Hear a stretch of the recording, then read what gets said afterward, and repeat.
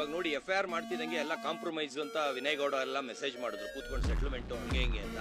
ನನ್ನ ಕೆದಕ್ಬೇಕಾದ್ರೆ ಅವ್ರು ಯೋಚನೆ ಮಾಡ್ಬೇಕಾಗಿತ್ತು. ಸತೀಶ್, ಒಂಚೂರಾದ್ರೂ ಮಾನ ಮರ್ಯಾದೆ ಇದೆಯಾ ನಿನ್ಗೆ? ನಾನು ಯಾವಾಗ ನಿನ್ಗೆ ಕಾಂಪ್ರಮೈಸ್ಗೆ ಶಾಟಾ ಸಿಂಗ್ರಿ ಅನ್ಬಿಟ್ಟು ನಿನ್ಗೆ ಫೋನ್ ಮಾಡಿದ್ದೆ? ನಿನ್ಗೆ ಏನಂತ ಮೆಸೇಜ್ ಮಾಡಿದ್ದೆ?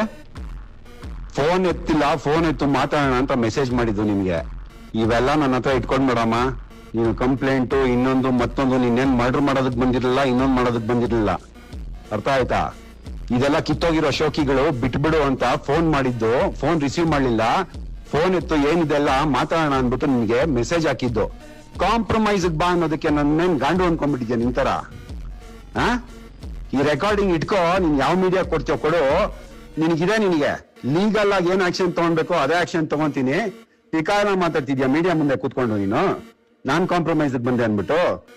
ಬೋಸುಡಿಕೆ, ನೀನ್ ಒಂಚೂರಾದ್ರೂ ಮರ್ಯಾದೆ ಇದೆಯೋ ನಿನಗೆ? ಫಸ್ಟ್ ಫೋನ್ ಎತ್ತು, ನೀನು ಫೋನ್ ಎತ್ಬಿಟ್ಟು ಮಾತಾಡು. ತಾಕತ್ತಿದ್ರೆ ನಿನಗೆ. ಒಬ್ಬ ಅಪ್ಪನ್ ಹುಟ್ಟಿದ್ರೆ ಇದೆಲ್ಲ ಮಾಡ್ತಿರ್ಲಿಲ್ಲ ನೀನು. ದರಿದ್ರ ನೀನು. ಏನ್ ಗೊತ್ತಾ ನೀನು? ನಾಯಿ ಹೇಳ್ತೀನಿ ಅದಕ್ಕೆ ಸರಿ. ನೀನು ಬೇವರ್ಸಿ ನನ್ ಮಗನೇ.